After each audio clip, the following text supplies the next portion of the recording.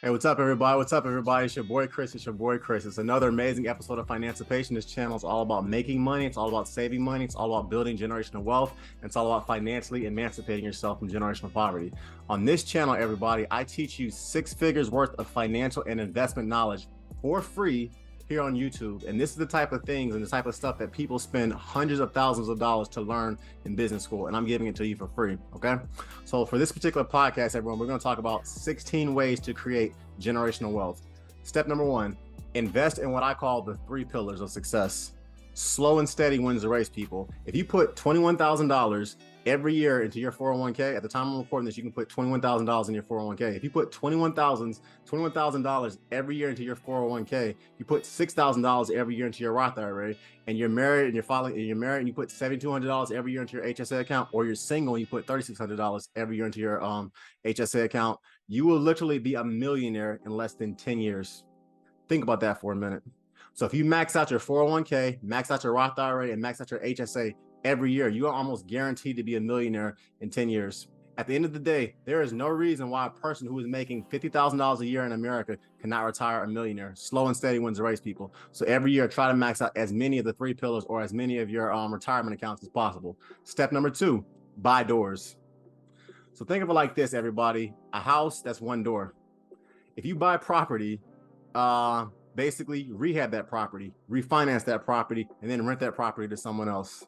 Over the course of your lifetime, if you basically buy at least 3 rental properties in addition to the house that you live in, and you teach your kids basic do-it-yourself ways in regards to how to work in a house, you are literally going to die a millionaire. So once again, everybody, the second step to building generational wealth is buy doors. And by a door, I'm talking about houses and for real estate. Painting, tiling, how to install a backsplash, small electrical stuff like that. Teach your kids how to do these types of things or whatever. And then when your kids get old enough, teach them how to essentially buy 3 rental properties as well. And when you buy that property, don't sell it, just rent it out to people. That means in 3 generations, if you do this, in 3 generations, your family will be a deca millionaire. And people think about it like this, they always need places to live. So buy doors. Next, buy land.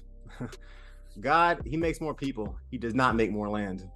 Land is something that I love because there's a certain element about it that makes it so that it's not liquid. In other words, if you have $1,000, you can easily waste it at the club. If you have $10,000, you can easily basically buy bottles and do stupid stuff with it. But land, you can't really do that. So as a result, I personally am a big fan of land because it's one of those kind of things that once you buy it, selling it is kind of hard. And because selling it is very hard, it's a very illiquid type of investment opportunity. Getting rid of it is very challenging or whatever. So as a result, typically speaking, when people buy land, they hold on to it. So once again, buy land and hold on to it. Next, invest in the stock market and buy total stock market index funds or ETFs. I call this kind of somewhat the 4th pillar. Earlier, I talked about HSAs, 401ks, and Roth IRAs. Those are what I call the 3 pillars of success. This is what I call kind of somewhat the 4th pillar of success. Think of it like this, everybody. 90% of day traders, 90% of Forex investors, mutual fund managers, bikini fitness Instagram models, and all these other clowns you see running around basically on social media talking about pay me money and I'll teach you the secrets to success. Invest in this type of account. I'll teach you the secrets to success. 90% of the people who say this stuff, guys, cannot beat a total stock market index fund. In other words, if you waste your time investing with those people instead of putting your money into a basic, boring total stock market index fund like SWTSX with Charles Schwab, you are literally going to lose money 90% of the time over a 15-year period. So once again, if your brokerage account is Charles Schwab, go with SWTSX. If your brokerage account is Fidelity, go with FSKX. If your brokerage account is Vanguard, go with VTSAX. I'm actually going to be dropping a separate video as well about the 3 stocks that you should buy during a recession that will turn you into a millionaire over time. And check out that video. In any event, everybody, I'm going to be dropping a separate video as far as the 3 types of stocks that you should buy during a recession, and they're guaranteed to turn you into a millionaire, okay? So these stocks on average, even when you factor in inflation, have a return on investment of 8%. That means over a 15-year period or whatever, they beat literally every other investor that you can think of. So for instance, I'll give you an example. Warren Buffett, who in my opinion is the greatest investor of our lifetime, he has not averaged over 8% over his lifetime in regards to the funds that he selected. In other words, if Warren Buffett cannot beat the stock market. If he cannot beat a total stock market index fund, then why in the world do you think you can? So my advice is simple, people. Do not go with a mutual fund manager that's going to cost you millions. Instead, go with a basic, as I said, a basic, boring total stock market index fund like the 3 that I mentioned earlier, okay? Next, let's keep it moving. Start a custodial account for your children the day that they are born. I actually have a separate video about this, and I'm going to post that one as well. Make sure your children have their own side hustles as well. So what I mean by that is this. I'm going to be dropping a video in regards to side hustles that teenagers and children can start. Think of it like this. My son, when he gets old enough, I'm going to have him doing a couple side hustles. His father did side hustles. I sold candy. I had played sports. I had a lot of different side hustles when I was a teenager and I was a kid. But essentially, when your kid has their own side hustles, 10% of their money needs to go to church or to a charity. 40% of their money goes to the kid, and 50% should immediately go into their custodial account. So if your son makes $100 or whatever, selling candy, cutting grass, shoveling snow, raking leaves or whatever, 10% should go to church or should go to his favorite charity. 40% should go to him to be able to take girls out on dates or whatever. I don't know, go to the mall, go to the beach or whatever, have fun, whatever. 40% goes to him. 50% should immediately, however, be taken out and put directly into their custodial account. I'm gonna tell you why in a little bit. Doing this teaches your son a couple things, or your daughter a couple things. One, it teaches them a work ethic that's second to none. And secondly, it forces you as a parent to figure out how to teach your son or daughter how money works. So invest their money into a total stock market index fund, just like the same 3 I just got talking about a little earlier that I mentioned before. $1,000. If you put $1,000 the day your son or daughter is born, into a total stock market index fund to their custodial account, and you put $250 every month into that, by the time your son or daughter is 18, they will have over $150,000 in that account. Let me say that again. The day your son or daughter is born, open a custodial account for them. Put $1,000 into it. If you put $250 every month into that account, the day they turn 18, they have $150,000 waiting for them. Think about that for a minute. How many of you would have benefited by having 150K? Next, oh, by the way, please hit that like, comment, please hit that notification button. Please like, comment, share, and subscribe. It helps the algorithm. I enjoy giving you free content. Keep it moving. Next, in order for you to build generational wealth, buy artwork. See, art is a very funny thing because it's, as far as I can tell from the research that I've done, it is the last unregulated market in the world. It's one of the kind of things that the return on investments actually are higher for artwork than they are for almost anything else. So if you can find like a signed Babe Ruth baseball card, or Muhammad Ali boxing trunks, or I don't know, Michael Jordan or Kobe Bryant signed basketball jersey, something like that, artwork is one of the best investments you can do, and take that to the bank, okay? Next, start what I like to call a celestial business. So a celestial business is a term that I've coined or whatever, and this is what I call a business that can last literally 7 or more generations. So I'll give you an example. Hennessy, Boeing, Chevrolet, Toyota, Sikorsky, Ford, Disney, Dyson, Guinness, Harley Davidson, Budweiser, Walmart, Adidas, Versace, Gucci, Fendi, Train, Carrier, John Deere, Rolls-Royce, and many, many more. These are celestial businesses because they are businesses that have literally been around for generations. The richest family, think of it like this. Those businesses that I started, they were started by an individual with that last name for the most part, and that individual's great-grandchildren are still eating off that name, and they're billionaires eating off that name. The richest family in Italy today was the richest family 800 years ago. The richest family in mainland China today was also the richest family in mainland China 1,000 years ago. Those families have built businesses, and they've built, more importantly, systems for their business that have literally lasted centuries. So people, I want you to think of it like this. Don't measure your success in quarters.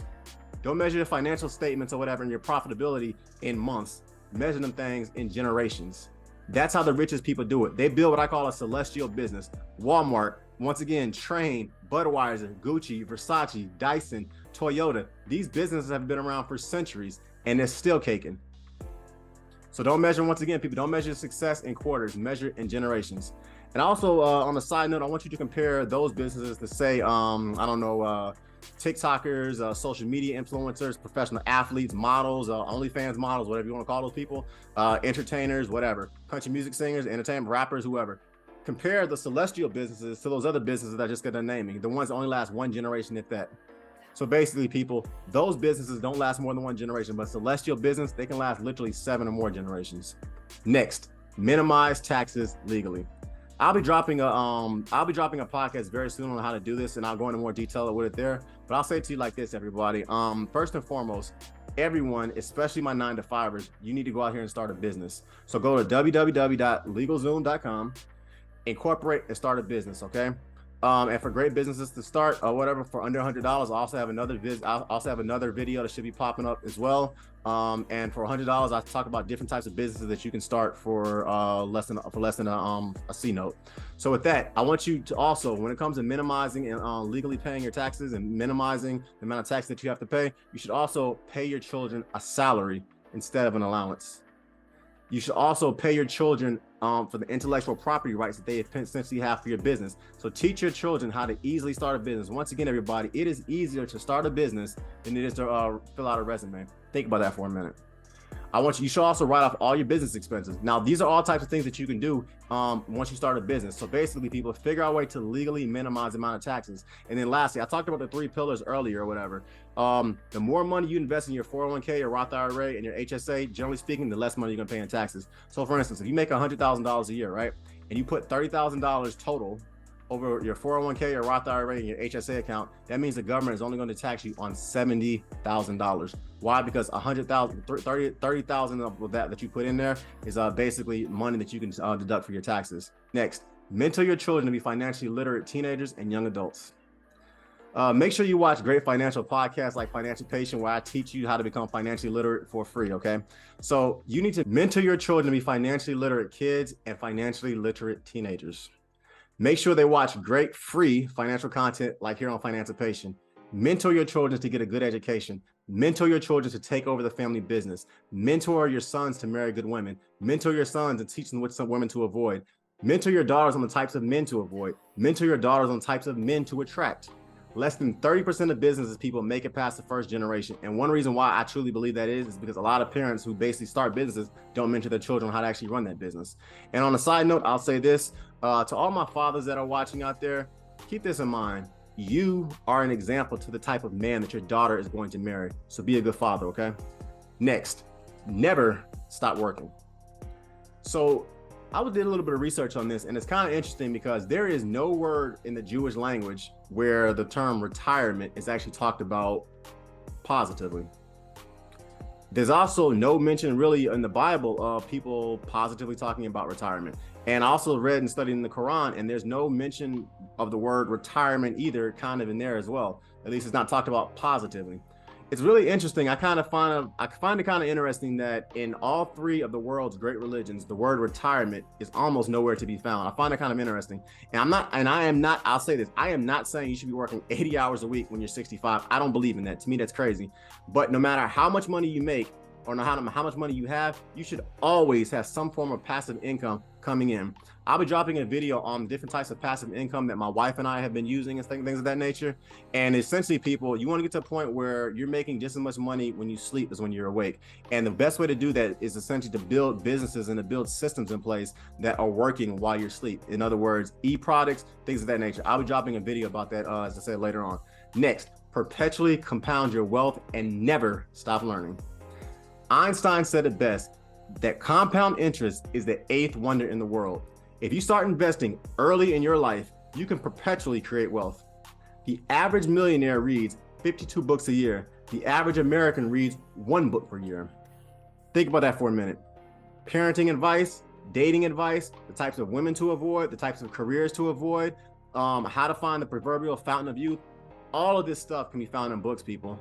So never stop learning. I don't care whether it's watching great financial podcasts like this one. I don't care whether it's reading books. I don't even care if it's being mentored by a friend or by an older colleague or by a family member. Never stop learning, people. And it goes like this. First you learn, then you earn. So learn as much as you can, okay? Next, buy assets, don't buy liabilities.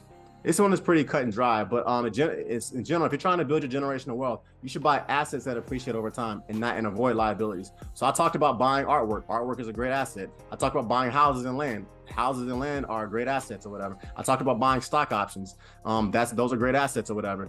The general people, never sell an asset. Remember how I said those 3 houses earlier? You basically buy 3 rental properties in your lifetime. Your son and your daughter, they buy 3 rental properties in their lifetime, and then they die essentially decking millionaires.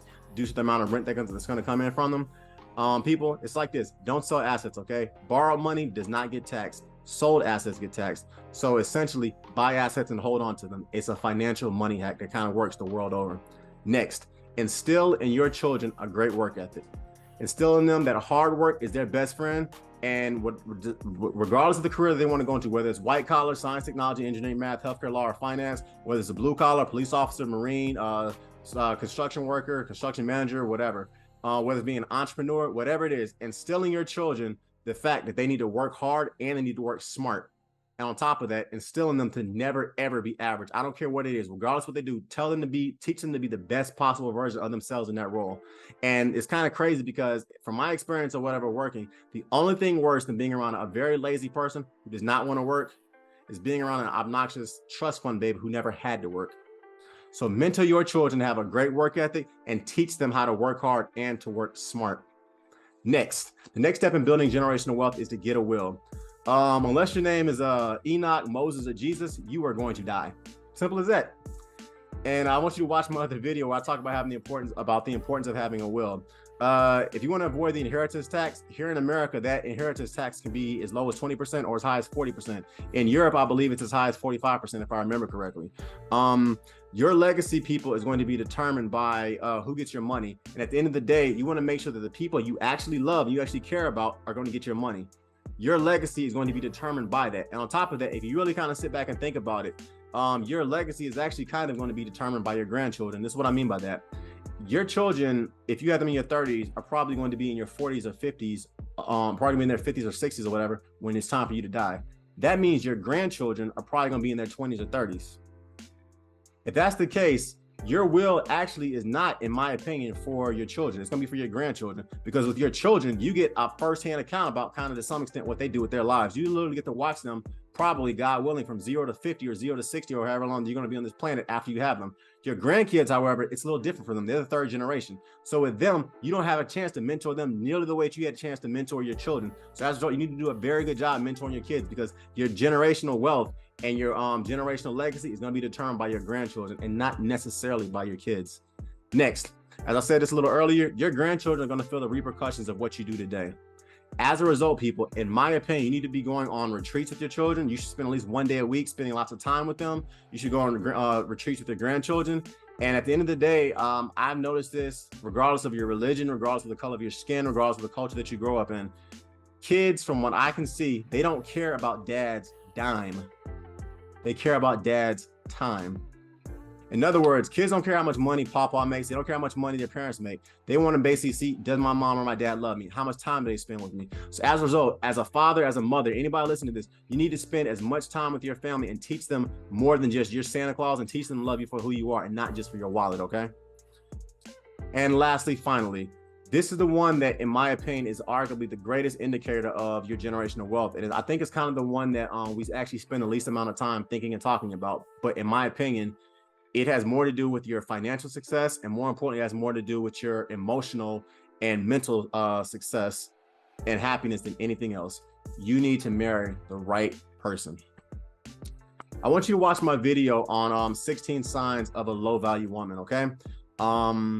That video, I go into different things that I'm noticing with extremely wealthy men and extremely poor men as far as mistakes that they make.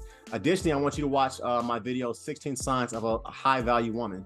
And I want you to watch that one because it kind of shows you how if men that marry the correct women, they are literally force multipliers in that man's life. Whereas men that marry the wrong women, they literally destroy that man and they destroy generational wealth. Additionally, I'm going to be dropping content as well on 16 signs of a low value man and 16 signs of a high value man. So check out those as well. But essentially, people, it's like this.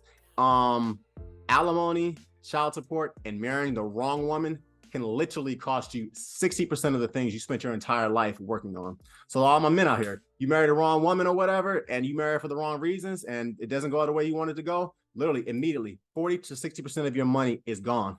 Think about that for a minute. Whereas marrying the right woman is an absolute force multiplier in your quest when it comes to building generational wealth. If you don't believe me, take a look and compare Johnny Depp's wife, Amber Heard, to say LeBron James's wife, Savannah Brinson James. One woman caused nothing but public shame, and the other woman has literally been a force multiplier in his life. LeBron James has made 3 times more money off the court playing basketball than he has on the court. And he attributes that to the woman that he married. So my advice is simple, everybody. Marry the right person.